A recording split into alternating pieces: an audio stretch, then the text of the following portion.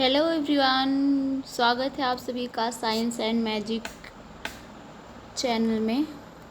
आज हम डिस्कस करने वाले हैं अध्याय 7 जीव जनन कैसे करते हैं, या बोले तो बिहार बोर्ड में अध्याय 8 है आपका, चैप्टर नंबर 8 जीव जनन कैसे करते हैं, हाउ डू ऑर्गेनिज्म रिप्रोड्यूस का पार्ट 2। जैसे कि आप सभी को पता है कि पार्ट 1 में अपलोड कर चुकी हूँ चैप्टर 8 का, जिसमें हमने पढ़ा था जनन किसे कहते हैं, जनन कितने प्रकार के होते हैं, लैंगिक जनन और अलैंगिक जनन।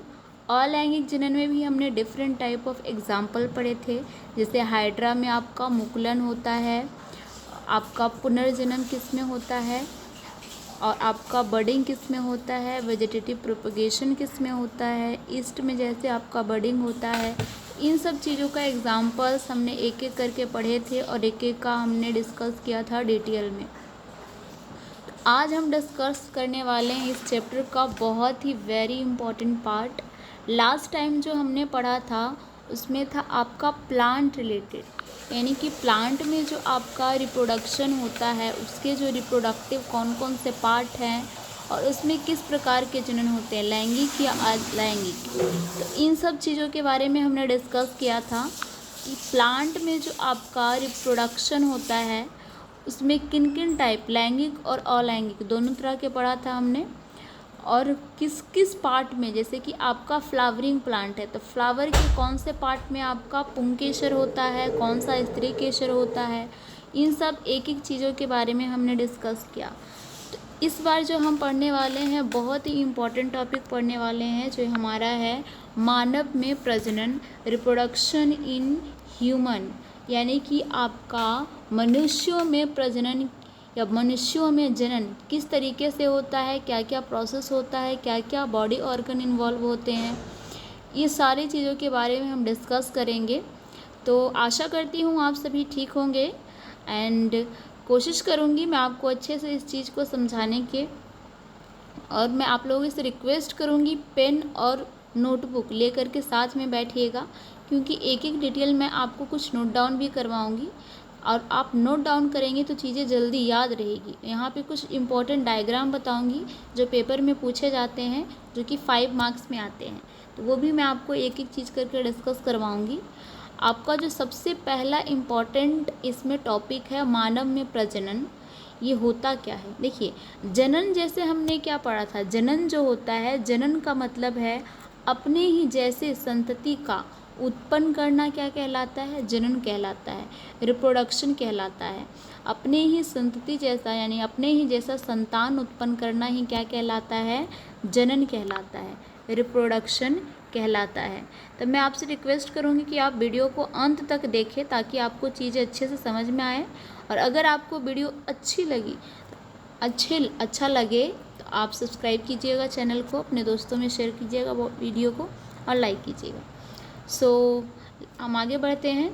मानव में कैसा जनन होता है, मानव में लैंगिक जनन होता है। जनन का मैंने डेफिनेशन बता दिया है आप लोग को पार्ट 1 में, कि अपने जैसा संतति का उत्पन्न करना क्या कहलाता है, जनन कहलाता है। यानी कि जनन में हमने 2 प्रकार पढ़े थे, लैंगिक जनन, और दूसरा क्या है आपका अलैंगिक, यानी कि सेक्सुअल रिप्रोडक्शन। हमने क्या पढ़ा था, पहला जो हमने पढ़ा था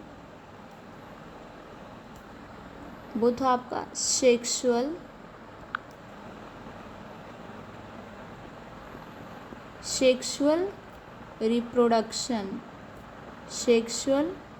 रिप्रोडक्शन।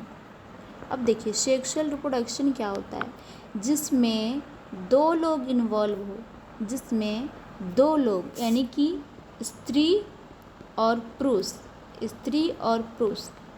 इन्वॉल्व हो। तो ये तो आपका मानव जनन की बात हो गई। इसमें क्या हो गया आपका ह्यूमन, मानव प्रजनन की बात हो गई, ठीक है, जिसमें 2 स्त्री और पुरुष दोनों इन्वॉल्व हो, दोनों कंबाइन हो, क्या कहलाता है, सेक्सुअल रिप्रोडक्शन, यानी कि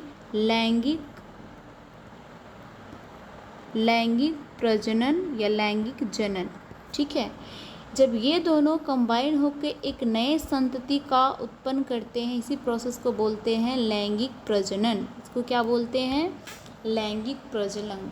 अगर हम अलैंगिक की बात करें, अलैंगिक क्या होता है आपका? यानी कि एसेक्सुअल रिप्रोडक्शन। एसेक्सुअल में ज़्यादातर आपके क्या आते हैं? जीवाणु आते हैं। जीवाणु यानी कि बैक्टीरिया। आपका प्रोटोजोआ आता है यानी कि अमीबा। अमीबा में भी क्या होता है? आपका विखंडन होता है। ये क्या है? एसेक्सुअल रिप्रोडक्शन है। आपका वेजिटेटिव प्रोपगेशन, कायिक प्रबंधन, जो पेड़ पौधों में होता है बेसिकली गुलाब के फूल में कायिक प्रवर्धन। तो ये सब क्या है? असेक्सुअल रिप्रोडक्शन यानी कि अलैंगिक जनन है। ठीक है, तो जनन बेसिकली 2 प्रकार के हमने पढ़े हैं, पार्ट 1 में ही मैंने आपको पढ़ाया है। अब हम इम्पॉर्टेंट और मोस्ट इम्पॉर्टेंट पार्ट पढ़ने वाले हैं इसमें। मानव में प्रजनन यानी कि ह्यूमन, मनुष्यों में रिप्रोडक्शन किस प्रोसेस के द्वारा होता है, ये हम डिस्कस करने वाले हैं। तो सबसे पहले देखिए, मानवों में लैंगिक जनन होता है लैंगिक परिपक्वता, यानी कि लैंगिक परिपक्वता क्या होता है? सेक्सुअल प्यूबर्टी से बोलते हैं इंग्लिश में, सेक्सुअल प्यूबर्टी। सेक्सुअल प्यूबर्टी यानी परिपक्वता। जीवन का वह काल जब नर में शुक्राणु यानी स्पर्म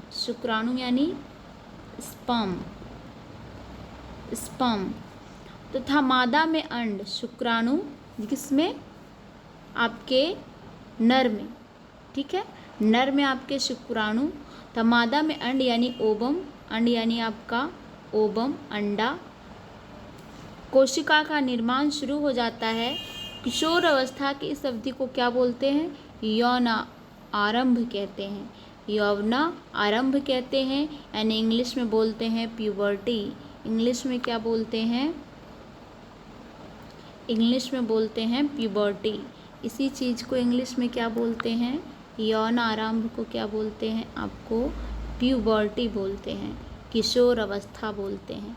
इस चीज़ को ही बोलते हैं प्यूबर्टी, किशोर अवस्था।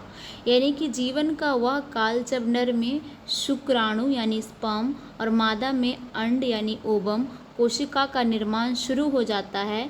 किशोर अवस्था की इस अवधि को यौन आरंभ कहते हैं। प्यूबर्टी इंग्लिश में इसे कहते हैं। अब इसका नेक्स्ट टॉपिक क्या है? देखिए, चीज़ों को ध्यान से समझिएगा क्योंकि बहुत ही इम्पॉर्टेंट है। इनसे आपसे क्वेश्चन जो है कम से कम 7 से 8 मार्क्स का क्वेश्चन आता है आपके पेपर में इस चैप्टर से, और ह्यूमन रिप्रोडक्टिव सिस्टम से ज़्यादा आता है, इसलिए इसे अच्छे से समझिएगा। नेक्स्ट क्या है हमारा? यौवन आरंभ पर परिवर्तन क्या क्या आते हैं हमारे बॉडी में। ठीक है, उसके बारे में हम डिस्कस करेंगे। देखिए, किशोरों में एक समान, यानी कि किशोरों में एक समान है, लड़का हो या लड़की, बॉय हो या गर्ल, दोनों में एक समान परिवर्तन आते हैं। कांख या जननांग के पास गहरे बालों का उगना। आपका जो कांख है यानी कि आपका हाथ के नीचे का जो हिस्सा है, ये वाला हिस्सा, यहाँ पे क्या आता है? आपका बाल आना शुरू हो जाता है। ठीक है, तो कांख और जननांग यानी कि आपके जो भी जनन अंग है, जहाँ पे आपका रिप्रोडक्टिव ऑर्गन है, वहाँ के पास गहरे बालों का उगना। त्वचा का तैलीय होना, थोड़ा सा आपका त्वचा क्या हो जाता है? ऑयली हो जाता है। कैसा हो जाता है? तेलीय हो जाता है, ऑयली हो जाता है। तथा मुहासे निकलना, उसकी वजह से आपको पिंपल, दाने, मुहासे फेस में आना शुरू हो जाता है। तो ये सब भी क्या है? किशोर अवस्था यानी प्यूबर्टी, यौनारंभ का ही संकेत है। जब आप 10 से 11 साल के उम्र यानी कि 10 साल की उम्र को पार करते हो, 11 साल की उम्र को पार करते हो, तो इस अवस्था में आप शुरुआत में एंटर करना शुरू कर देते हो। सेकेंड टॉपिक क्या है आपका? लड़कियों में स्तन के आकार में वृद्धि होना। आपका जो ब्रेस्ट की साइज है उसमें वृद्धि होना रजोधर्म होने लगता है। रजोधर्म यानी कि पीरियड, जिसे हम आम शब्द में क्या बोलते हैं? पीरियड बोलते हैं, डेट बोलते हैं, मासिक चक्र बोलते हैं, मासिक चक्र बोलते हैं। साइंटिफिक लैंग्वेज में बोलते हैं इसे मेंस्ट्रुएशन, मेंस्ट्रुएशन साइंटिफिक टर्म है इसका, ठीक है। तो इन सब डिफरेंट डिफरेंट नामों से इसे जानते हैं। ये किस में होता है, आपको लड़कियों में होता है। रजोधर्म, स्तन के आकार में वृद्धि होने लगती है, यानी कि आपकी जो ब्रेस्ट है, आपके जो स्तन है वो क्या होते हैं, उसमें आकार में वृद्धि, इनराज होने शुरू हो जाते हैं। नेक्स्ट पॉइंट है आपका, लड़कों में क्या चेंजेस आते हैं, चेहरे पर दाढ़ी उगती है, मूंछ निकलती है, आवाज़, आपका आवाज़ में भारीपन आता है, वॉइस में, आवाज़ में क्या आती है, परिवर्तन आती है, चेंज होने लगता है, आवाज़ आपका पतले से मोटा होने लगता है। ये परिवर्तन संकेत देते हैं कि लैंगिक परिपक्वता हो रही है, यानी कि ये सारा क्या हो रहा है, आपका सेक्सुअल प्यूबर्टी में चेंजेस आपका हो रहा है, लैंगिक परिपक्वता हो रही है। ये आपका संकेत है, ये आपका संकेत है। नेक्स्ट टॉपिक क्या है आपका, next is a very important topic also. ये जो आपका टॉपिक है बहुत ज़्यादा इम्पॉर्टेंट है अगेन। अब देखिए इसमें होता क्या है, नर जनन तंत्र, यानी कि नर जनन male reproductive system, male reproductive system में क्या होता है आपका, मेल रिप्रोडक्टिव सिस्टम किन किन चीज़ों का मिलकर निर्माण करता है। पहले यही आ जाता है क्वेश्चन कि नर जनन तंत्र किसे कहते हैं, नर जनन तंत्र कहते किसे हैं। जनन कोशिका उत्पादित करने वाले अंग एवं जनन कोशिकाओं को निषेचन के स्थान तक पहुंचाने वाले अंग संयुक्त रूप से नर जनन तंत्र बनाते हैं। यानी कि कौन कौन से अंग, जो जनन कोशिका उत्पादित करते हैं, यानी कि जो शुक्राणु बनाते हैं, जो कौन क्या बनाते हैं, शुक्राणु बनाते हैं, एवं जनन कोशिकाओं को निषेचन के स्थान तक पहुंचाते हैं, यानी कि फर्टिलाइजेशन करवाते हैं, निषेचन यानी फर्टिलाइजेशन करवाते हैं, और संयुक्त रूप से नर, और वहाँ तक पहुँचाते हैं, संयुक्त यानी दोनों मिलकर क्या बनाते हैं, नर जनन तंत्र का निर्माण करते हैं, नर जनन तंत्र का क्या कहते हैं, निर्माण करते हैं। अब इसके पिक्चर देखें, देखिए जो आपका ह्यूमन मेल रिप्रोडक्टिव सिस्टम है, मैंने दोनों में इंग्लिश और हिंदी में दोनों इसलिए डायग्राम लिया है ताकि आपको याद करने में, समझने में दिक्कत ना हो। मानव का नर जनन तंत्र, ठीक है, ये बहुत इंपॉर्टेंट है। चित्र 5 मार्क्स में यहीं से क्वेश्चन आता है कि draw the diagram of human male reproductive system, या मानव का नर जनन तंत्र का चित्र बनाइए। 5 मार्क्स में आता है, तो इसे अच्छे से पढ़िएगा। देखिए इसमें होता क्या है, ये जो हिस्सा आपको दिख रहा है गोल वाला हिस्सा, ये आपका वृषण है, यानी कि ये आपका क्या है, टेस्टिस है। ये क्या है आपका, टेस्टिस है। अब टेस्टिस में किसका निर्माण होता है, वृषण में निर्माण होता है शुक्राणु का। वृषण जो है किसका निर्माण करता है, शुक्राणु का, यानी स्पर्म का। किसका, स्पर्म का। जब यहाँ ये बनता है स्पर्म, इसके बाद देखिए क्या होता है, स्पर्म बनने के बाद इस हिस्से में फिर ये स्पर्म जाता है यहाँ शुक्रवाहिनी में। कहाँ जाता है, शुक्रवाहिनी, यानी कि वास डिफरेंस बोलते हैं इसे। क्या बोलते हैं, वास डिफरेंस। शुक्रवाहिनी के द्वारा देखिए क्या होता है, ये जो आपका पतला सा नली दिख रहा है, ये आपका शुक्रवाहिनी है। पतला सा नली आपको दिख रहा होगा, ये वाला हिस्सा, ये शुक्रवाहिनी कहलाता है। ये वाला हिस्सा, यही क्या है आपका, शुक्रवाहिनी है। जब यहाँ स्पर्म बन जाता है, ये शुक्रवाहिनी से होते हुए ऊपर जाता है। जब ये ऊपर पहुँचता है तो फिर ये कहाँ जाता है, आपके प्रोस्टेट ग्रंथि में। कहाँ जाता है, यहाँ पे 2 छोटे छोटे प्रोस्टेट ग्रंथि दिख रहे होंगे आपके, यहाँ जाता है। अब जब यहाँ जाने के बाद यहाँ क्या आता है आपका, शिश्न में, यहाँ आपके मूत्र मार्ग के द्वारा इसके अंदर ये आ जाता है, ठीक है। अब देखिए होता क्या है, आपका जो वृषण कोश है, वृषण कोश जहाँ पे आपका वृषण है वहीं पे आपका वृषण कोश है। वृषण कोश में स्पर्म क्या होता है, इकट्ठा होकर रखता है। स्क्रोटम क्या करता है, स्पर्म को इकट्ठा करने का कार्य करता है। और वास रेफरेंस शुक्रवाहिनी क्या करती है, जो आपके शुक्राणु हैं उनको ऊपर भेजने का कार्य करती है। जहाँ आपके शिश्न में, आपके पेनिस में उसको लाने का कार्य कौन करता है, वास डिफरेंस शुक्राणु कौन करता है, शुक्राणु करता है। वास शुक्रवाहिनी करता है। आपका क्या कौन करता है? शुक्रवाहिनी। अब इसके थ्योरी पार्ट को आप सही से समझिएगा। वृषण टेस्टिस, टेस्टिस का कार्य क्या है? कोशिका अथवा शुक्राणु का निर्माण वृषण में होता है, यानी कि आपकी जो सेल है और शुक्राणु है, यानी कि स्पर्म, सेल प्लस स्पर्म का निर्माण कहाँ होता है? शुक्राणु में, वृषण में। कहाँ? टेस्टिस में। कहाँ होता है? वृषण में। यानी कि ये जो आपका गोल वाला हिस्सा होता है वही आपका वृषण है, उसी के अंदर आपका शुक्राणु का निर्माण होता है। शुक्राणु यानी स्पर्म का निर्माण होता है। ठीक है, अब हम आगे बढ़ते हैं। यह उदर गुहा के बाहर वृषण कोश में स्थित होता है, यानी कि जो मनुष्य का बॉडी होता है, बॉयज़ का बॉडी होता है, उसके बाहर स्थित होता है। उसके बाहर क्यों स्थित होता है, ये भी पेपर में क्वेश्चन आता है। इसका कारण यह है कि शुक्राणु उत्पादन के लिए आवश्यक ताप शरीर के ताप से कम होता है। ठीक है, यानी कि हमारा जो बॉडी है, फॉर एग्ज़ाम्पल ये किसी बॉयज़ का बॉडी है, तो इसका जो बॉडी स्ट्रक्चर का जो अंदर का टेम्परेचर है 98 फ़ारेनहाइट, वो हमेशा रहता है।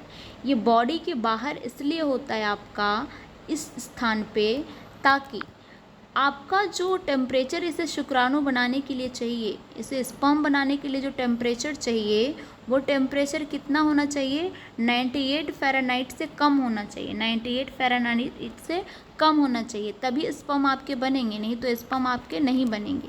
इसलिए इसको बाहर रखा गया है। और इसको बनाने वृषण, ये क्या है आपका? वृषण है, यानी कि ये आपका टेस्टिस है। ये क्या है आपका? टेस्टिस है। ये किसको बनाने का कार्य करता है? शुक्राणु को, यानी कि स्पर्म को। स्पर्म को बनाने का कार्य कौन करता है? आपका वृषण करता है। और यहीं से एक लाइन जाती है जिसे बोलते हैं वास शुक्रवाहिनी। क्या बोलते हैं? शुक्रवाहिनी।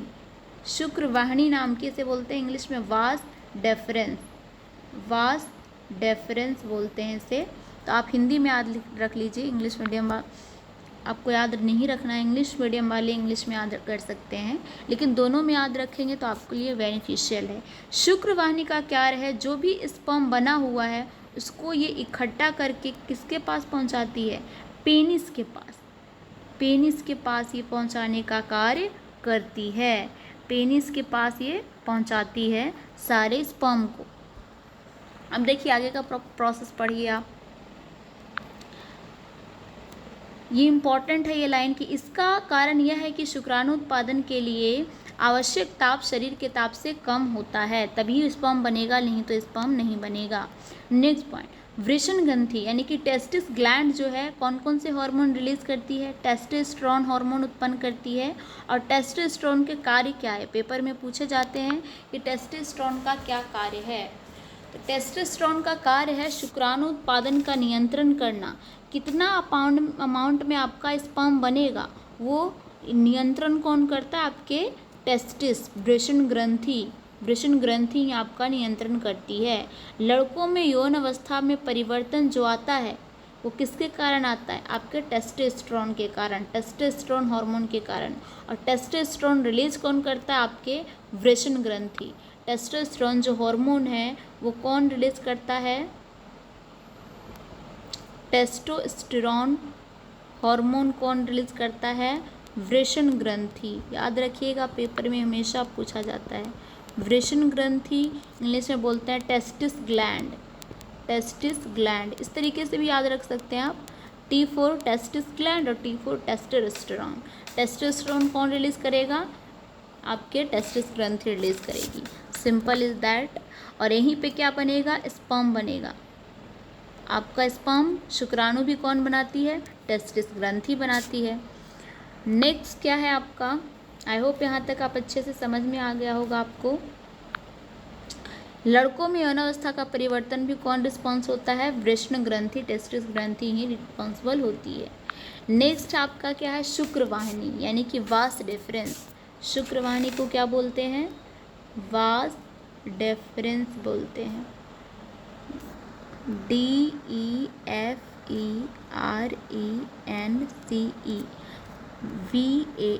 Vas deferens. ठीक है, अब इसका कार्य क्या है? देखिए, इसका कार्य क्या है शुक्रवाहिनी का? अभी मैंने बताया आपको कि उत्पादित शुक्राणुओं का मोचन यानी कि एक जगह से दूसरी जगह ले जाना शुक्र वाहिकाओं द्वारा होता है। शुक्र वाहिकाएं मूत्राशय से आने वाली नली से जुड़ी होकर एक संयुक्त नली बनाती है, एक संयुक्त नली बनाती है। अगर आप डायग्राम में देखेंगे, यहाँ डायग्राम में देखिए आप,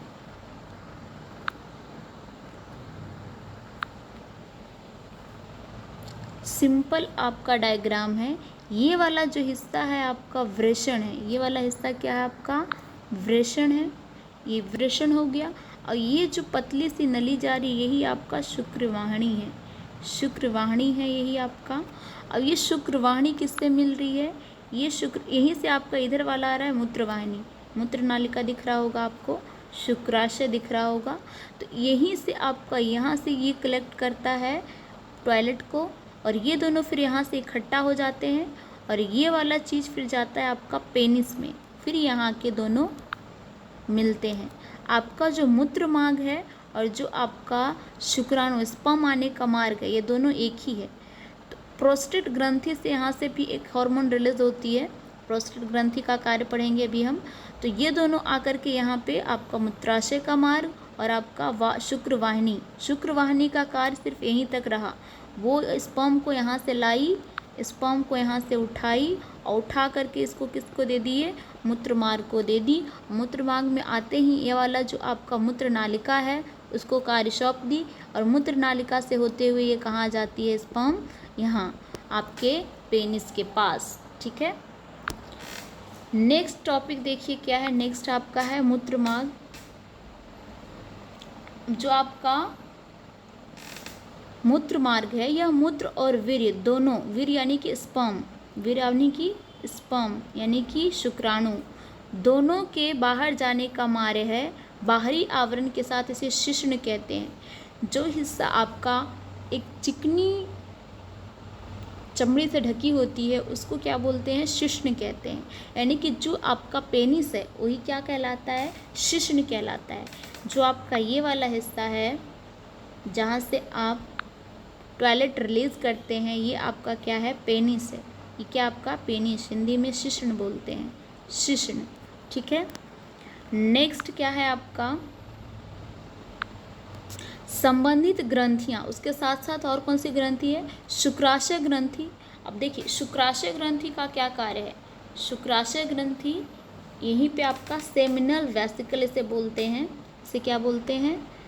सेमिनल वेसिकल, वेसिकल। इनका क्या कार्य है आपका? बेसिकली शुक्राशय ग्रंथि तथा प्रोस्टेट ग्रंथि अपने स्राव शुक्रवाहिनी में डालते हैं।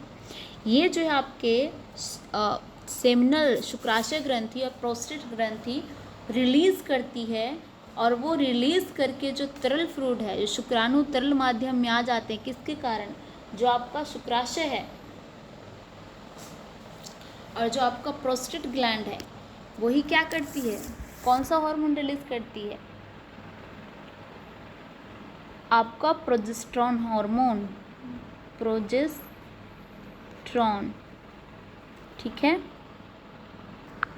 जी, प्रोजेस्टेरॉन है, क्षमा चाहूँगी, प्रोजेस्टेरॉन है जो आपका गर्ल्स में, लड़कियों में रिलीज होता है। देखिए यहाँ पे होता क्या है बेसिकली, जब आपका डायग्राम देखिएगा तो अच्छे से समझ में आएगा आपको। सिंपल है आपका, यहाँ से आपका टेस्टिस यानी कि यहाँ से आपका वृषण से क्या हुआ? स्पर्म रिलीज हुआ, यहाँ से स्पर्म रिलीज हुआ, और ये स्पर्म कहाँ गया आपका? ये जो स्पर्म है आपका कहाँ गया? स्क्रोटम, स्क्रोटम यानी कि शुक्रवाहिनी से कहाँ गया? आपके शुक्रवाहिनी से वृषण कोश है, यहाँ पे आकर के इकट्ठा हो गया सारा, वृषण कोश में आकर के सब इकट्ठा हुआ। जैसे ही इकट्ठा हुआ स्पर्म, फिर ये गया कहाँ? वास डिफरेंस यानी कि शुक्रवाहिनी, शुक्रवाहिनी इसे कहाँ ले गई? इसे ले गई यहाँ सेमिनल वेसिकल और प्रोस्टेट ग्लैंड, यानी कि शुक्राशय जो है और आपका प्रोस्टेट ग्रंथि है, ये कुछ फ्लूइड तरल करती है रिलीज, उसका कुछ नाम नहीं है, ऐसे लिक्विड रिलीज करती है, लिक्विड रिलीज करती है। ठीक है, तो यहाँ से तो स्पर्म ऐसे सूखा सूखा आया, जैसे ही इस भाग में आया, जैसे ही ये इस एरिया में आया, इस एरिया में ये लिक्विड तरल भाग में हो गया, क्योंकि यहाँ से प्रोस्टेट ग्लैंड और सेमिक आपका शुक्राशय यानी कि प्रोस्टेट ग्रंथि और शुक्राशय दोनों ने इसे तरल दिया, लिक्विड दिया, और ये तरल भाग में आ करके किसमें, मूत्राशय या मूत्रमार्ग यूरेथा के द्वारा, ये किसके अंदर, मूत्रमार्ग के द्वारा पेनिस के अंदर आ गया, आपके शिश्न के अंदर आ गया। यहाँ तक आई होप अच्छे से समझ गए होंगे आप। अब क्या कह रहा है ये कि यह माध्यम उन्हें पोषण प्रदान करती है। यह माध्यम यानी कि जो भी आपका न्यूट्रिएंट पार्ट होता है वो शुक्राशय ग्रंथि और प्रोस्टेट ग्रंथि रिलीज करती है, और इसे क्या करता है, पोषण प्रदान करता है, उनके स्थानांतरण में सहायता करता है। दो कार्य है, एक तो पोषण प्रदान करता है आपको, किसको, शुक्राणु को, स्पर्म को। स्पर्म को क्या करता है, पोषण प्रदान करता है शुक्राणु को, और उसे एक जगह से दूसरी जगह जाने में सहायता भी करता है। अब नेक्स्ट कार्य क्या है, शुक्राणु तथा ग्रंथियों का स्राव मिलकर के वीर्य बनाते हैं। वीर्य यानी कि स्पर्म, स्पर्म यानी कि शुक्राणु, शुक्राणु का निर्माण करते हैं। आई होप यहाँ तक आपको कोई दिक्कत नहीं होगी। अब हम पढ़ते हैं, देखिए एक बार और मैं रिवाइज करवा देती हूँ आपको, क्योंकि फिर हम पढ़ेंगे मादा जनन तंत्र, तो मैं आपको रिवाइज करवा देती हूँ अच्छे से। सबसे पहले क्या हुआ, टेस्टिस ने क्या रिलीज किया आपका, वृषण ने क्या रिलीज किया, आपके जो आपका टेस्टिस है वो क्या रिलीज किए, उसने बनाए स्पर्म, उसने क्या बनाए, स्पर्म, उसने बनाए आपके शुक्राणु, शुक्राणु बनाए, और एक और चीज़ ये रिलीज करती है टेस्टोस्टेरोन हार्मोन, टेस्टोस्टेरोन हार्मोन, ठीक है। अब देखिए ये दो काम इसने कर लिए। अब यहीं पे रहता है आपका एक और थोड़ा सा पार्ट, इसे बोलते हैं स्क्रोटम। अब यहीं से आया ये आपका स्क्रोटम, जहाँ पे आपके स्क्रोटम को हिंदी में बोलते हैं आपका शुक्राशय। क्या स्क्रोटम है जो आपका, वो क्या है आपका, वृषण कोश है, समझ जाओगे क्या है, वृषण कोश है। ये जो है आपका स्क्रोटम वो है वृषण कोश, वृषण कोश, जहाँ पे कुछ जो है आपके शुक्राणु इकट्ठा रहते हैं। अब यहीं से एक जाती है नली, ये नली आपकी क्या है, शुक्रवाहिनी है। ये नली कहाँ जाती है, पेनिस की, ये है आपका शुक्रवाहिनी, शुक्रवाहिनी, वाहिनी यानी कि एक जगह से दूसरी जगह जो चीज़ ले जाती है, वाहन बोलते हैं ना गाड़ियों वगैरह को वाहन, वैसे आपका शुक्रवाहिनी है। शुक्रवाहिनी जब यहाँ जाती है तो यहीं से ऊपर से आ रहा होता है एक मूत्रमार्ग, यहाँ से क्या होता है, एक मूत्रवाहिनी भी आ रही होती है, मूत्रवाहिनी भी आ रही होती है इधर से, जो कि आगे जब जाती है तो यहाँ पे दो चीज़ होती है, एक होता है आपका शुक्राशय यहीं पे इस तरीके से, और एक होता है आपका प्रोस्टेट ग्लैंड, एक होता है आपका प्रोस्टेट ग्लैंड यानी कि प्रोस्टेट ग्रंथि, प्रोस्टेट ग्रंथि, प्रोस्टेट ग्रंथि, प्रोस्टेट ग्रंथि और शुक्राशय क्या बोलते हैं, शुक्राशय, शुक्राशय, ये दोनों मिलके क्या रिलीज करती है, कुछ पानी लिक्विड टाइप चीज़ रिलीज करती है, तरल रिलीज करती है। उस तरल में न्यूट्रिएंट होते हैं यानी पोषक तत्व होते हैं, जो आपका स्पर्म यहाँ से आ रहा है, जो भी आपका शुक्राणु है, स्पर्म यहाँ से आया, यहाँ गया मूत्र मार्ग में, मूत्र मार्ग से फिर आ जाता है आपके पेनिस वाले हिस्से में, ये आपका पेनिस वाला हिस्सा है, ठीक है, यानी कि आपका शिश्न है, शिश्न। अब यहाँ से जब ये स्पर्म इसके पास आया शुक्राशय और प्रोस्टेट ग्रंथि के पास, तो यहाँ से इसे कुछ पानी मिला यानी पोषक तत्व मिले, जिसको इसको चलकने में सहायता करा, पोषक तत्व प्रदान किया, और जो आपका शुक्राणु है, जो आपका शुक्राणु यानी कि आपके जो स्पर्म है वो आ गए पेनिस में, कहाँ गए आपके पेनिस में, फिर आगे का प्रोसेस आपका होता है। तो आई होप आप यहाँ तक अच्छे से समझ गए होंगे। मेल रिप्रोडक्टिव सिस्टम, मानव का नर जनन तंत्र आपको अच्छे से क्लियर हो गया होगा। अब हम आते हैं मादा जनन तंत्र, फीमेल रिप्रोडक्टिव सिस्टम पे आते हैं। फीमेल रिप्रोडक्टिव सिस्टम किस तरीके से कार्य करती है वो मैं आपको सिंपल लैंग्वेज में समझाने की कोशिश करूँगी। तो आप थोड़ा सा धैर्य रखिएगा और समझिएगा। देखिए इसमें क्या होता है। अंडाशय सबसे पहला जो इम्पोर्टेंट भाग है इसका अंडाशय यानी ओवम है, ओवम, ठीक है। मादा युग्मक अथवा अंड, मादा युग्मक यानी कि आपका जो जाइगोट है, जाइगोट यानी कि इंग्लिश में बोलते हैं इसे जाइगोट, जाइगोट और ओवम। कोशिका का निर्माण अंडाशय में होता है। कोशिका यानी कि कोशिका अंड जो है आपका, जैसे स्पर्म सेल है वो क्या था आपका स्पर्म सेल, स्पर्म सेल के किसके अंदर बनता है आपके वृषण के अंदर, मेल वाला बता रही हूँ मैं। तो आपका जो स्पर्म सेल है किसके अंदर बनता है, मेल के अंदर बनता है। शुक्राणु इकट्ठे बोलते हैं, शुक्राणु कहाँ बनता है, मेल में। ऐसे ही यहाँ आपके ओवम या अंड कोशिका, अंड कोशिका यानी कि ओवम एक अकेला क्या है आपका ह्यूमन बॉडी का लार्जेस्ट सेल है। तो आपका जो ओवम है वो कहाँ बनता है आपका मादा जनन तंत्र में। का निर्माण कहाँ होता है, अंडाशय में। कहाँ होता है, ओवरी में। इसे बोलते हैं ओवरी, क्या बोलते हैं इसे, ओवरी, अंडाशय में होता है, ठीक है। लड़की के जन्म के समय ही अंडाशय में हजारों अपरिपक्व अंडे होते हैं।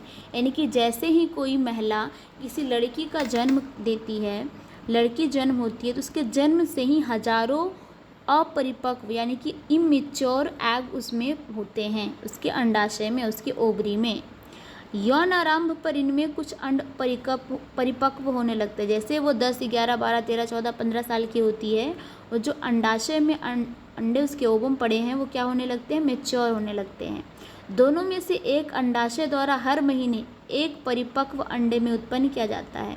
यानी कि दो आपका जो अंडाशय है वो दोनों में से एक ही रिलीज होता है अंडा, और वो उत्पन्न होता है अंडाशय में एस्ट्रोजन और प्रोजेस्टेरॉन हार्मोन भी उत्पन्न करता है। आपका जो ओवरी है, इम्पॉर्टेंट क्वेश्चन पेपर में आता है कि आपका प्रोजेस्टेरॉन और एस्ट्रोजन ये दोनों हार्मोन कौन रिलीज करता है, यानी कि आपका एस्ट्रोजन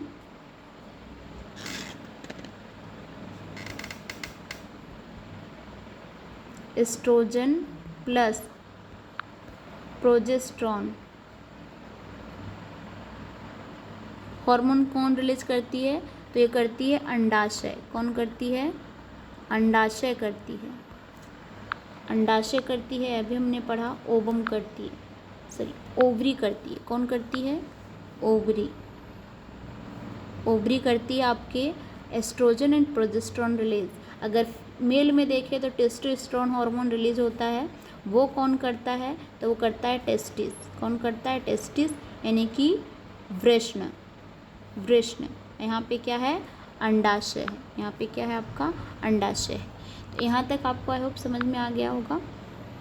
अब देखिए इसके चित्र से अच्छे से समझ में आएगा आपको, इसके चित्र देखने की कोशिश कीजिएगा। ये देखिए, अब यहाँ पे मानव जनन या मादा जनन तंत्र, ह्यूमन फीमेल रिप्रोडक्टिव सिस्टम, ये भी 5 मार्क्स में पेपर में आता है। बनाने के लिए इसको अच्छे से प्रैक्टिस कर लीजिएगा, क्योंकि आपका 10th का बोर्ड में सिर्फ 4 महीने बचे हैं। तो जम के मेहनत करना शुरू कर दीजिए ताकि आपको अच्छे से अच्छे मार्क्स मिल सके। तो ये भी 5 मार्क्स में आता है। दोनों में से एक आएगा, फीमेल वाला आएगा या मेल वाला आएगा, तो हमें नहीं पता कौन सा आएगा, है ना। तो इसलिए आप दोनों को अच्छे से प्रैक्टिस कर लीजिए। अब सबसे पहले बात शुरू होती है कहाँ से, अंडाशय से।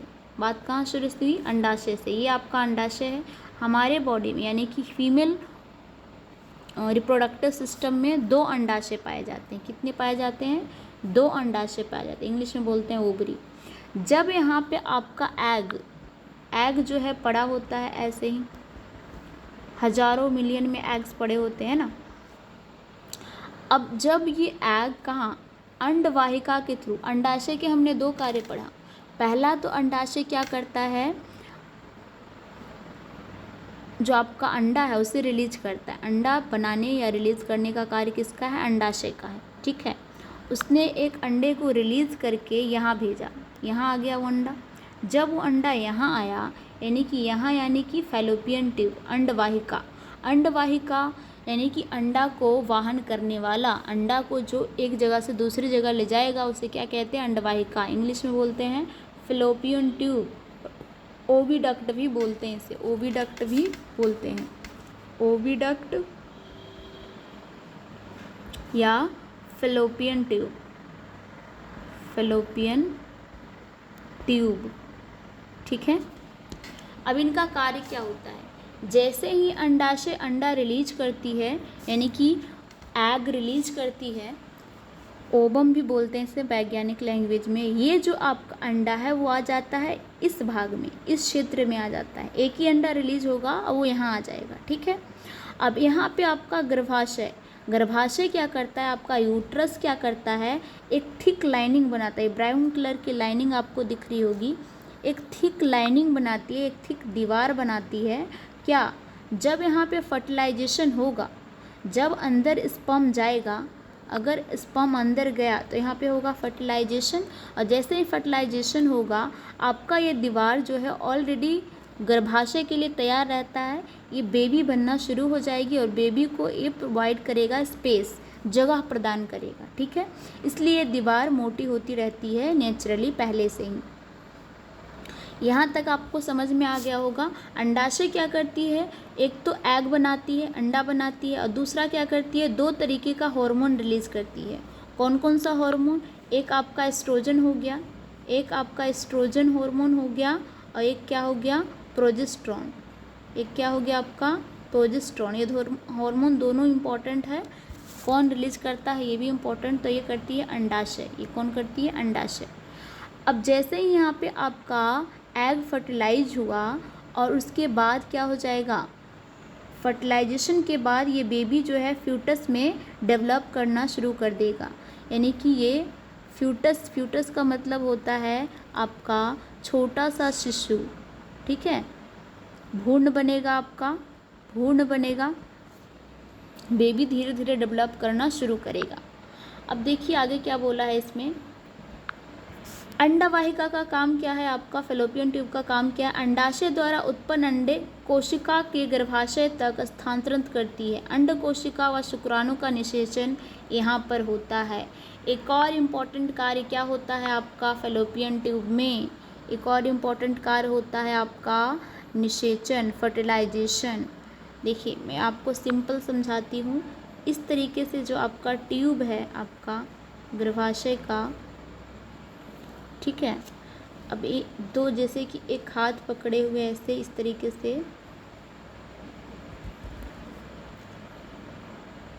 इसको आराम से आप बना सकते हैं।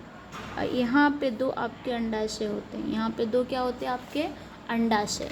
ये रेड वाला हिस्सा ही आपका अंडाशय कहलाता है। अंडाशय एक यहाँ हो गया और एक आपका यहाँ हो गया। ठीक है। और ये जो आपका नालिकाकार भाग है ये वाला, यही कहलाता है आपका फैलोपियन ट्यूब, अंडवाहिका। ये क्या कहलाता है आपका? अंडवाहिका। अंडवाहिका क्योंकि अंडा को आप ये क्या करता है? पकड़ के यहाँ से यहाँ लाता है, यहाँ से यहाँ लाता है। अब इसी क्षेत्र में, किस क्षेत्र में? यहाँ आ गया आपका अंडा। जैसे ही वो एग यहाँ आता है इस हिस्से में, इस हिस्से में जब आता है, अब यहाँ से आपका जैसे ही स्पर्म एंटर का, शुक्राणु एंटर किया, यहाँ से एंटर किया शुक्राणु, आपका जो शुक्राणु है यहाँ से एंटर किया,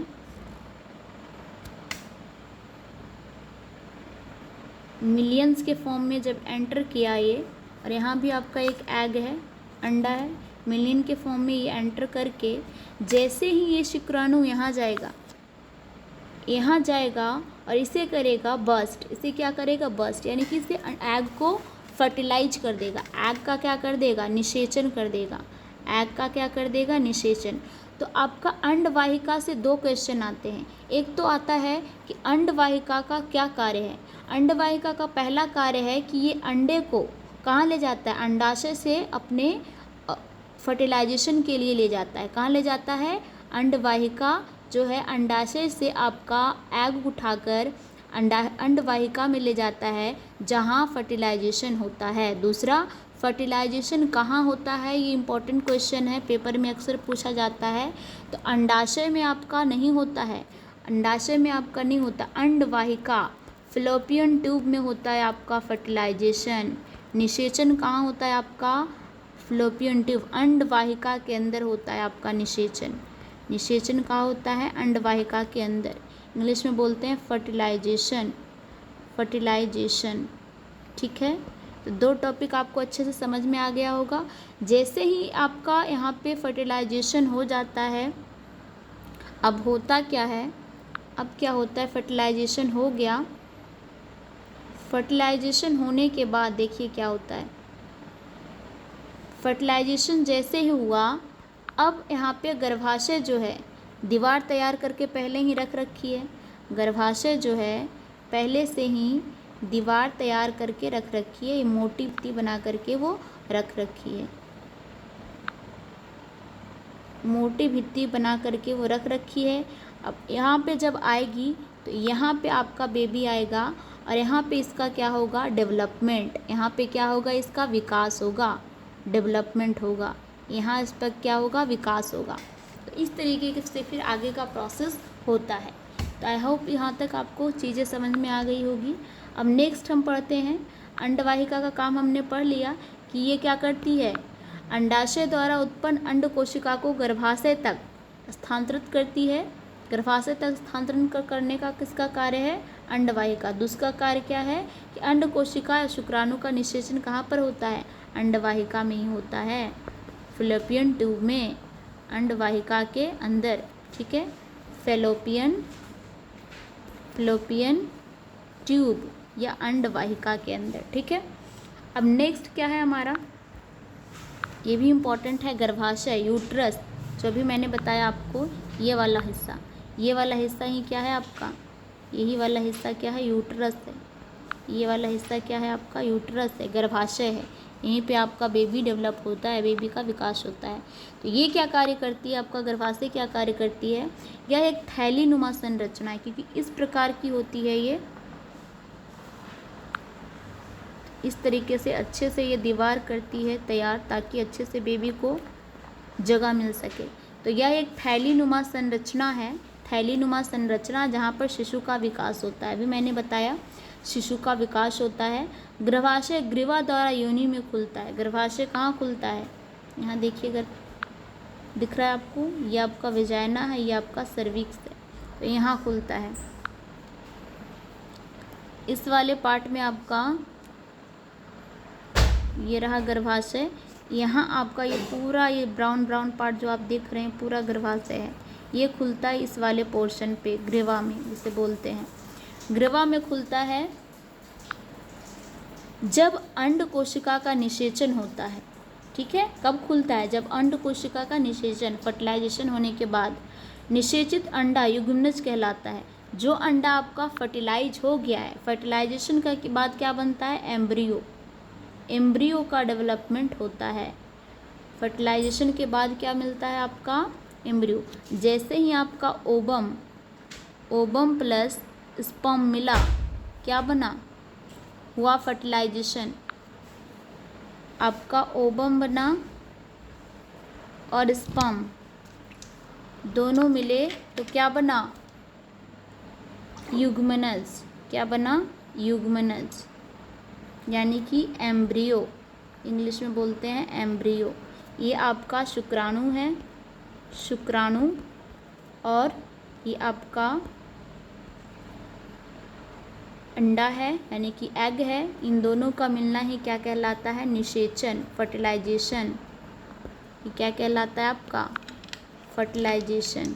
और ये फर्टिलाइजेशन निषेचन कहाँ होता है आपका, अंडवाहिका में, अंडवाहिका या अंडवाहिनी भी बोलते हैं इसे, अभी पढ़ा हमने फ़ैलोपियन ट्यूब, अंडवाहिनी, यहाँ होता है आपका ये निषेचन। आई होप आपको यहाँ तक समझ में आया होगा। तो ये निषेचित अंड युग्मनज कहलाता है, जो गर्भाशय में रोपित होता है।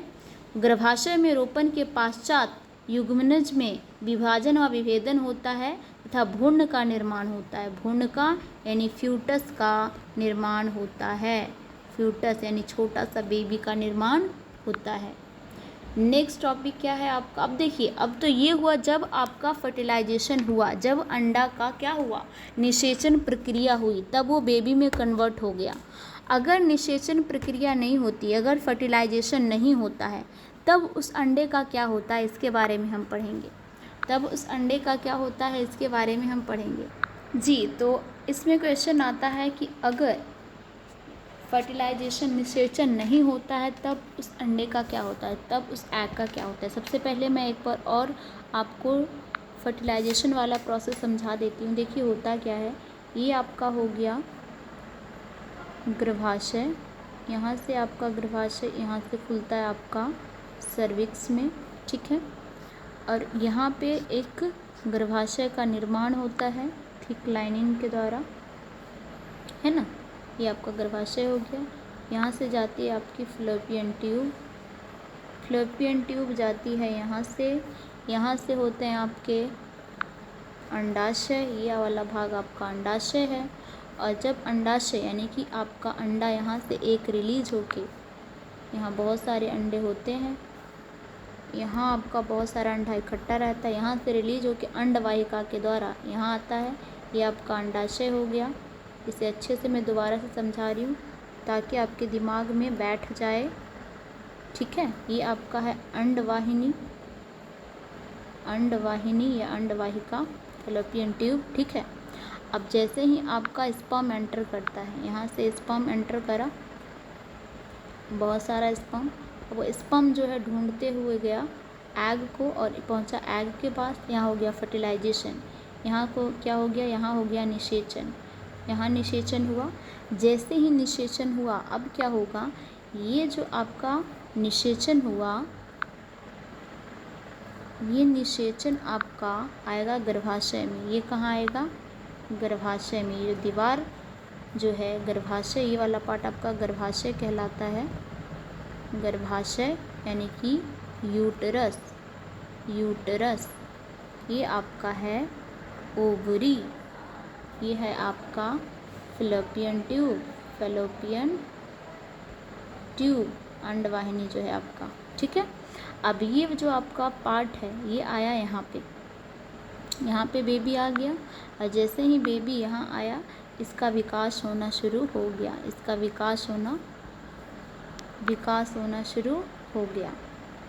अब ये गर्भाशय इसको पोषण प्रदान करेगी और इसका विकास में सहायता करेगी। ये जब होगा जब आपका निषेचन होगा, जब निषेचन होगा, ठीक है। अब कंडीशन आता है कि अगर निषेचन नहीं होता है, जब अंडे का निषेचन नहीं होता है तब उस अंडे का क्या होता है, तब जो है आपका अंडाशय या अंडे का क्या होता है। हर महीने गर्भाशय खुद को निषेचित अंड प्राप्त करने के लिए तैयार करता है। गर्भाशय पहले से ही दीवार तैयार करता है, जैसे कि मैंने बताया आपको। गर्भाशय की भित्ति मांसल एवं स्पंजी होती है। गर्भाशय की जो भित्ति है अगर आप यहाँ देखें तो मांस वाली होती है और स्पंजल होती है। खून का जो थक्का है बिल्कुल अच्छे से बैठा हुआ होता है। यहाँ देखिए आप इस वाले हिस्से में ये वाला जो रेड रेड आपको दिख रहा है ये वाला हिस्सा ही क्या है, गर्भाशय है। तो ये जो है आपका बिल्कुल अच्छे से मोटी होती है, मांस से भरी हुई, स्पंजी होती है। या भ्रूण विकास के लिए ज़रूरी है। यदि निषेचन नहीं होता है तो इस भित्ति की आवश्यकता नहीं रहती है, अतः यह परत धीरे धीरे टूटकर योनि मार्ग से रक्त एवं म्यूकस के रूप में बाहर निकलती है। यह चक्र लगभग 1 महीने का समय लेता है तथा इसे ऋतुस्राव या रजोधर्म कहते हैं, यानी कि आपका पीरियड यहीं से क्या शुरू होता है, आपका पीरियड, डेट, ऋतुस्राव, मेंस्ट्रुएशन यहीं से शुरू होता है। 40 से 50 वर्ष की उम्र के बाद अंडाशय से अंड का उत्पन्न होना बंद हो जाता है। फलस्वरूप रजोधर्म बंद हो जाता है। इसे रजोनिवृत्ति या मीनोपॉज कहते हैं। ये पेपर में क्वेश्चन आता है, इम्पॉर्टेंट है। मैंने यहाँ पे डायग्राम दिया है, देखिए। मीनार्की किसे बोलते हैं, जब आपका पीरियड स्टार्ट होता है, जब आपका पीरियड यानी कि मासिक धर्म स्टार्ट होता है 11 से 12 साल के उम्र में, तो उसे बोलते हैं मीनार्की। जब आपका पूरा साइकिल पूरा होता है 12 से 50 लिखा है लेकिन अब 40 तक ही चलता है, ठीक है, तो इसे बोलते हैं मेंस्ट्रुएशन, मासिक धर्म। क्या बोलते हैं इसे, मासिक धर्म या मासिक चक्र चक्र भी बोलते हैं। अब जब आपका स्टॉप हो जाता है आफ्टर 50, अब तो अब आफ्टर 40 ही हो जाता है, स्टॉप हो जाता है, आपको पीरियड्स नहीं होते हैं, इसे बोलते हैं मीनोपॉज या रजोनिवृत्ति। क्या बोलते हैं? रजोनिवृत्ति। हिंदी में बोलते हैं, इंग्लिश में बोलते हैं मीनोपॉज, माने रुकना, मीनोपॉज।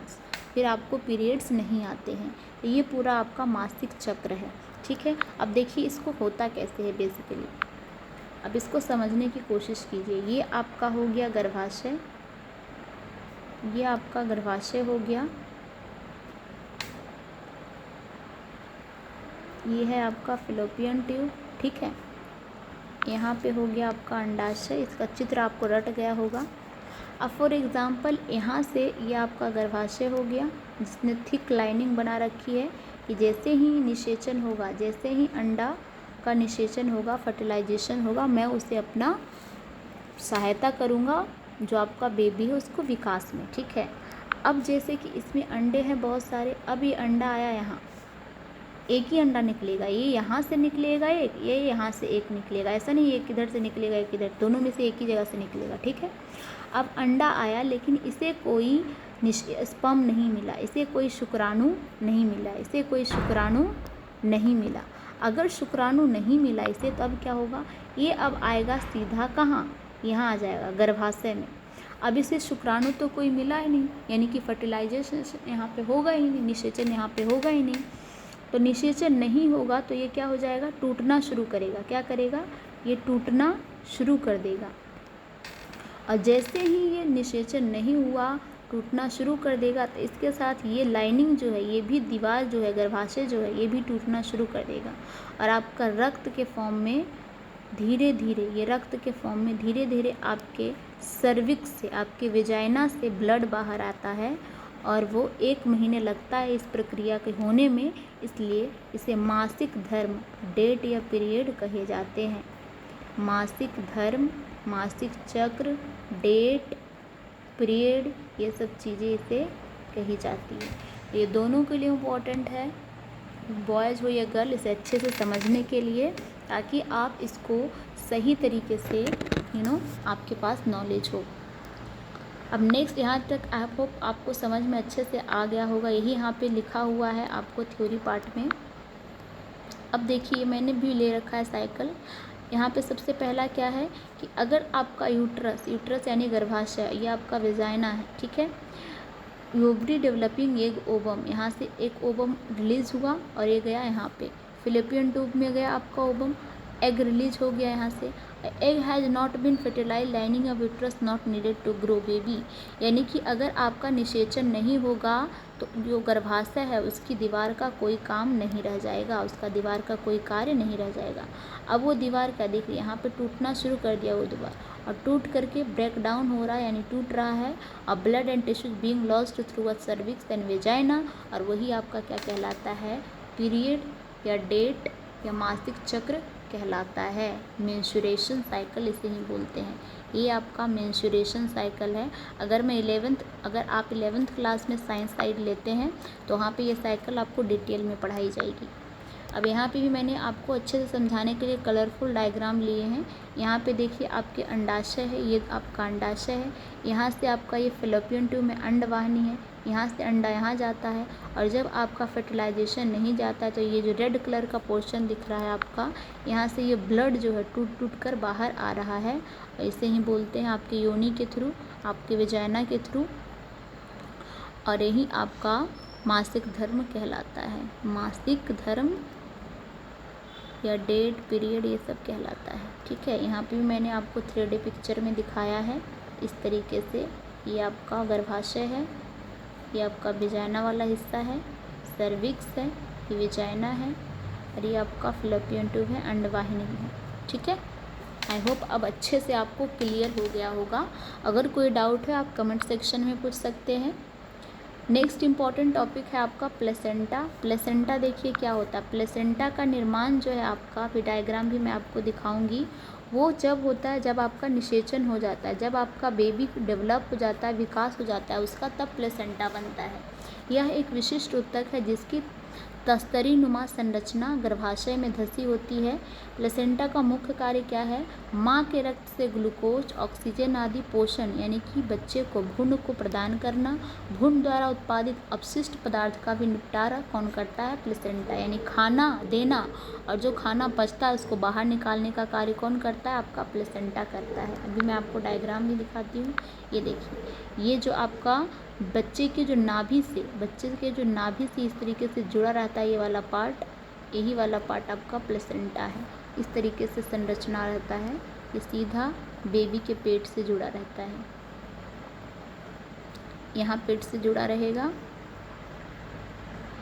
और इसे खाना ले जाना देना और इसके अपशिष्ट पदार्थ भी हटाने का कार्य कौन करता है? आपका प्लेसेंटा ही करता है, प्लेसेंटा ही करता है। इसमें इसके कार्य आपको याद रखने हैं और इसकी संरचना, ठीक है, और कुछ याद नहीं रखना है। ये वाला पार्ट ही आपका प्लेसेंटा है। बच्चे को खाना वाना देने का कार्य ही प्लेसेंटा करती है। नेक्स्ट क्या है आपका? गर्भकाल किसे कहते हैं? यानी कि प्रेगनेंसी पीरियड जिसे बोलते हैं, प्रेगनेंसी पीरियड, गर्भकाल। अंडा के निषेचन से लेकर शिशु के जन्म तक के समय को गर्भकाल कहते हैं। इसकी अवधि कितनी होती है? 9 महीने की होती है। कभी कभी बच्चा जो है इमेच्योर बेबी पैदा होता है। इमेच्योर का मतलब कोई 8 महीने भी हो जाता है, कोई 7 महीने, तो इसे बोलते हैं प्री मेच्योर डिलीवरी। यानी प्री मेच्योर की बेबी अभी तक सही से विकास उसका नहीं हुआ, पहले ही डिलीवरी हो गया, जिसे बोलते हैं 7 मास का बच्चा या 8 मास का बच्चा है, प्री मेच्योर है, सही से उसकी डेवलपमेंट नहीं हुई है। अब जनन स्वास्थ्य यानी कि आपका हेल्दी रिप्रोडक्टिव ऑर्गन, आपके जो जननांग है उनको भी स्वस्थ रखना बहुत इम्पॉर्टेंट है। तो जनन स्वास्थ्य का अर्थ है कि जनन से संबंधित सभी आयाम शारीरिक, मानसिक, सामाजिक एवं व्यवहारिक रूप से स्वस्थ होना है। यानी कि अगर आपका जन्म हुआ है या आप कोई इंसान है तो स्वस्थ, जनन स्वस्थ कब कहे जाएंगे? आप शारीरिक रूप से तो स्वस्थ हो ही, आप मानसिक रूप से भी स्वस्थ हो, आप सामाजिक रूप में यानी कि किस बड़े से किस तरीके से बात करना है, समाज में कैसा व्यवहार करना है, छोटे से कैसे बात करना, लड़ाई झगड़े नहीं करने हैं, ये सब आपका जनन स्वास्थ्य के अंतर्गत आता है। अगर आप एक स्वस्थ व्यक्ति हैं यानी कि मानसिक, शारीरिक और सामाजिक रूप से भी स्वस्थ हैं, तभी आप स्वस्थ कहे जाएंगे। नेक्स्ट इम्पॉर्टेंट टॉपिक है इसमें रोगों का लैंगिक संचरण, STD, सेक्सुअल ट्रांसमिटेड डिजीज़, यानी कि सेक्स के दौरान कौन कौन से डिजीज़ है जो ट्रांसमिट होते हैं। ट्रांसमिट का मतलब होता है फैलना। STDs का फुल फॉर्म है, पूछा भी जाता है कई बार पेपर में, sexual transmitted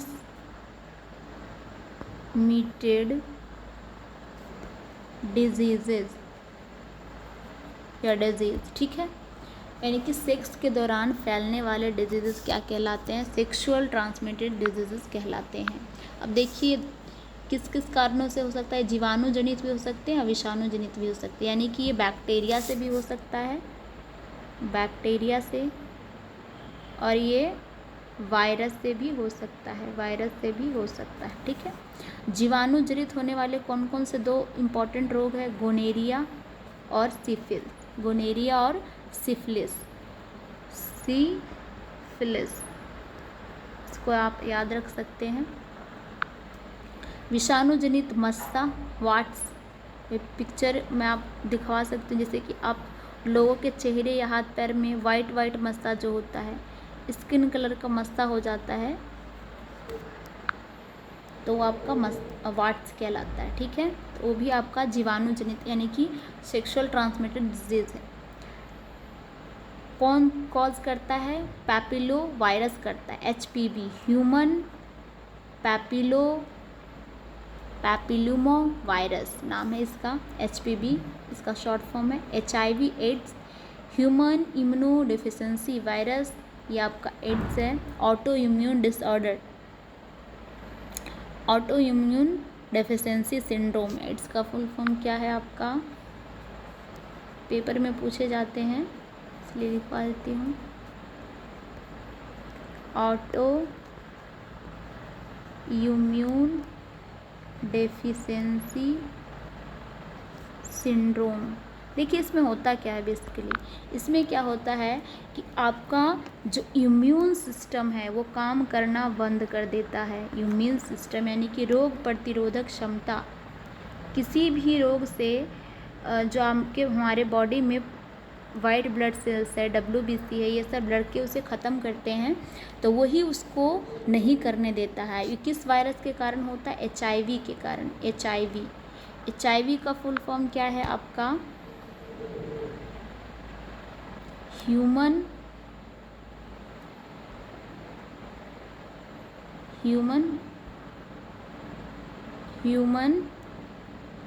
immunodeficiency virus. Immunodeficiency virus HIV का फुल फॉर्म है। मैं सही से लिख देती हूँ ताकि आपको याद रह जाए। ह्यूमन इम्यूनोडेफिशिएंसी वायरस, ठीक है।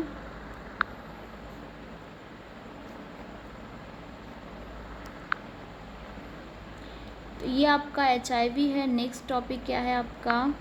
गर्भरोधन है। गर्भरोधन या गर्भरोधन धारण को रोकना है, गर्भरोधन कहलाता है,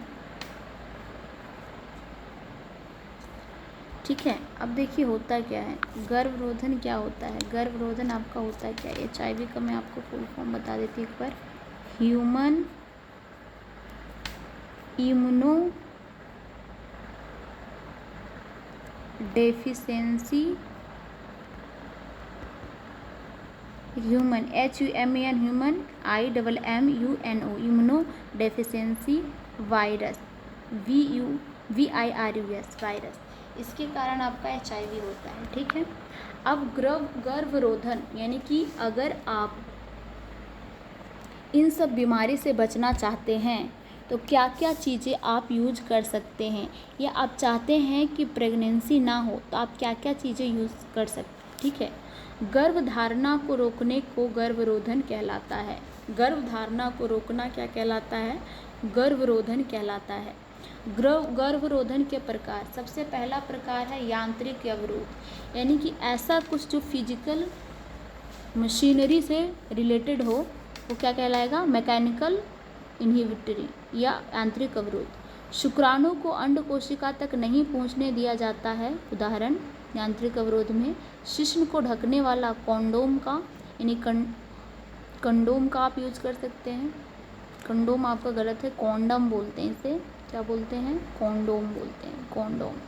योनि में रखे जाने वाले सर्वाइकल कैप, अभी मैं इसके चित्र भी दिखाऊंगी आपके, देखिए ये आपका सर्विक्स है, पूरा गर्भाशय, और यहाँ पे आपका एक कैप लगा रहता है इस तरीके से। ये क्या करता है? इस कैप के अंदर एक केमिकल होता है जो स्पर्म को किल करता है, क्या कर देता है? अंदर जाने ही नहीं देता है स्पर्म को, यहीं पे इसे जान से मार देता है। इसके अंदर क्या होता है? केमिकल होता है जिसे स्पर्मिसाइड्स बोलते हैं। इस कैप के अंदर ही होता है ये, और जैसे ही स्पर्म अंदर जाने की कोशिश करता है यहीं पे इसे मार देता है, उसको ख़त्म कर देता है, अंदर जाने नहीं देता है। ये जब अंदर ही नहीं जाएगा तो आपका अंडा यहाँ पे है, और जब स्पर्म ही अंदर नहीं जाएगा तो फर्टिलाइजेशन ही नहीं होगा, फर्टिलाइजेशन ही नहीं होगा। और जब फर्टिलाइजेशन नहीं होगा तो गर्भ भी नहीं होगा, यानी कि कोई प्रेग्नेंट भी नहीं होगी। तो इस तरीके के आपका ये जो आपका सर्वाइकल कप जिसे बोलते हैं वो कार्य करता है। सर्वाइकल कप इस तरीके से कार्य करता है। दूसरा आपका है कॉन्डोम। अब कॉन्डोम किस तरीके, ये मेल यूज करता है। ये जो आपका इम्पॉर्टेंट है, क्वेश्चन आएगा पेपर में कि सर्वाइकल कैप है, गर्भरोधन किस में यूज होता है? तो ये फीमेल में यूज होता है, महिलाओं के लिए होता है ये आपका सर्वाइकल कैप, ठीक है। लेकिन हम कॉन्डोम की बात करें तो ये मेल यूज करते हैं। ये कौन यूज करते हैं? मेल यूज करते हैं। बेसिकली ये रबड़ बैंड बलून की तरह होता है, जिसमें किस में लगाया जाता है? पेनिस के अंदर लगाया जाता है। कहाँ लगाया जाता है? पेनिस के अंदर। आपका जो पेनिस वाला हिस्सा है वहाँ लगाया जाता है, और जैसे ही आपका ये वेजाइना के अंदर एंटर करता है, फॉर एग्ज़ाम्पल ये आपका गर्भाशय है। अब मान लीजिए कि पेनिस अंदर गया लेकिन उसके ऊपर कवर भी लगा हुआ है साथ में, तो जो स्पर्म रिलीज होगा, जो आपका शुक्राणु रिलीज होगा, वो शुक्राणु इसी के अंदर, इस कवर के अंदर ही रह जाता है, वो बाहर नहीं रिलीज होता है गर्भाशय में। इसलिए आपका जो अंडा है वो यहाँ तो रहेगा, लेकिन उसको शुक्राणु नहीं मिलेगा, स्पर्म नहीं मिलेगा और निषेचन नहीं होगा। तो सिंपल शब्दों में मैं आपको समझाने की कोशिश कर रही हूँ, आई होप अच्छे से समझ गए होंगे।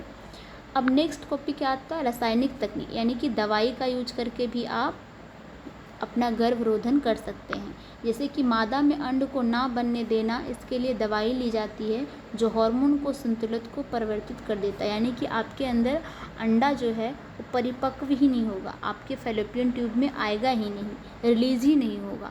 तो ये दवाई में काम आता है, दवाई लेकर के रोक सकते हैं। तो इसके विपरीत प्रभाव भी हो सकते हैं, आपका हार्मोन बैलेंस ख़राब हो सकता है और आपको आगे प्रेगनेंसी में दिक्कत हो सकती है। अगर आप दोबारा प्रेगनेंसी करना चाहें तो दिक्कत हो सकती है, इसलिए इसको कोशिश करते हैं, डॉक्टर सलाह देते हैं कि इस चीज़ को आप अवॉइड करें, यूज ना करें।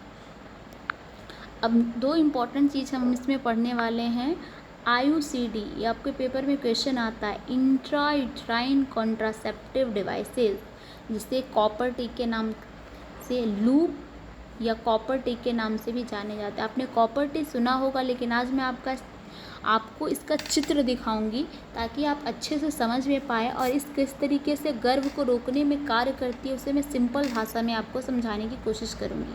तो गर्भाशय में स्थापित किया जाता है, जिससे गर्भधारण क्या होता है, नहीं होता है।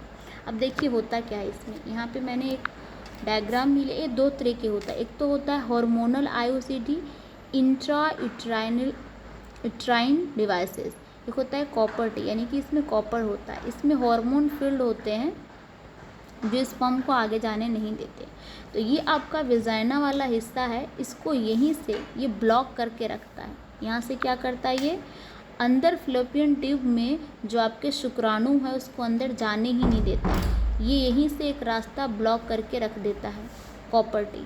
तो इस तरीके से कार्य करता है ये गर्भ को रोकने के लिए, यानी कि प्रेगनेंसी को रोकने के लिए, इस तरीके से इसका हिस्सा होता है। और ये जो आपका गर्भाशय इस तरीके से होता है, उसको ये अंदर जाने ही नहीं होता। जो आपके शुक्राणु है, जैसे शुक्राणु यहाँ से जाएंगे अंदर, राइट। अब इसको जाने के लिए फ्लोपियन ट्यूब में इसको जगह ही नहीं मिल रहा, कॉपर टी ने इसको यहीं रोक दिया।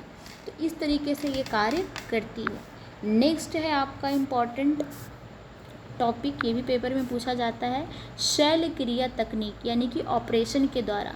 तो सबसे पहले आपका आता है नसबंदी, जो पुरुषों में होता है। इसमें शुक्र वाहिकाओं को रोककर उसमें शुक्राणुओं के स्थानांतरण को रोकना। जो आपका शुक्र वाहिका है, अभी हमने पढ़ा है कि शुक्र वाहिका का कार्य क्या है, आपके जो शुक्राणु हैं उसको पेनिस तक पहुंचाती है।